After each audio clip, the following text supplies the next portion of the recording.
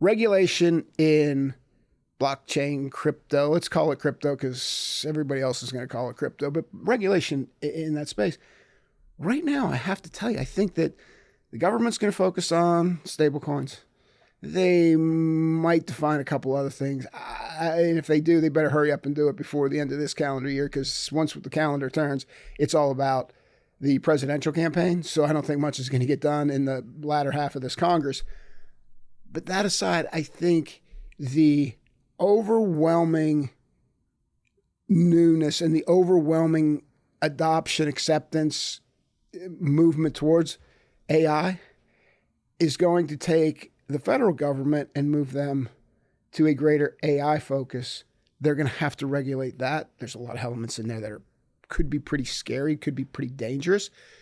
So I think what's going to happen on the crypto front is it's going to take a back seat. And when things in Washington are either too controversial to touch that political football or get moved to the back seat, they get moved down to the state level. And at the state level, I think there is some of the best regulation for companies, for consumers, and it's on the books already. It's been tried and true for decades. Money transmission. All of the payment companies, all of the fintech payment companies, a lot of the DeFi protocols, all of the exchanges should have money transmitter licenses as regulated by the states. They just need to go through the process to get them.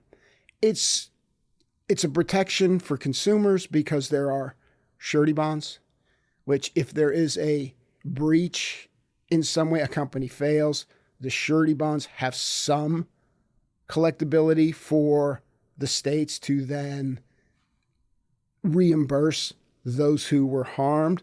There's also tangible net worth clauses in money transmitter license applications whereby, again, the regulators, if there is a failure, can go after those funds to get those funds, again, to distribute to those who were impacted through someone's failure. There was a company about a year ago, and I'm going to leave the name out of it, but they were an onboarder. They said, hey, you don't have to worry about how to invest in crypto. We'll do it for you. Just give us your money, and we'll take 4% of your money as a fee, but we're going to earn you we're going to get you back 14%. Well, it was a beautiful business because they would take your money, they would onboard it and invest in Luna, and Luna was paying 18% on a stable coin. They were looking at it as this is a risk-free investment. This is great. Unfortunately, Luna went to zero, and everybody that was in there lost their money. Tens of millions of dollars disappeared. And this is where money transmitter licenses are so valuable, because those people, those consumers, those citizens from wherever they were could have had some protections through surety bonds and tangible net worth clauses such that they could have gotten something back versus a complete wipeout. Money transmission licenses, money transmitter licenses, it's the enforcement's already on the books. It's through FinCEN. It's the regulators are already there. There's an auditing process with enforcement already on the books. I'm a little bit surprised that there isn't a greater movement towards that, but I believe there will be.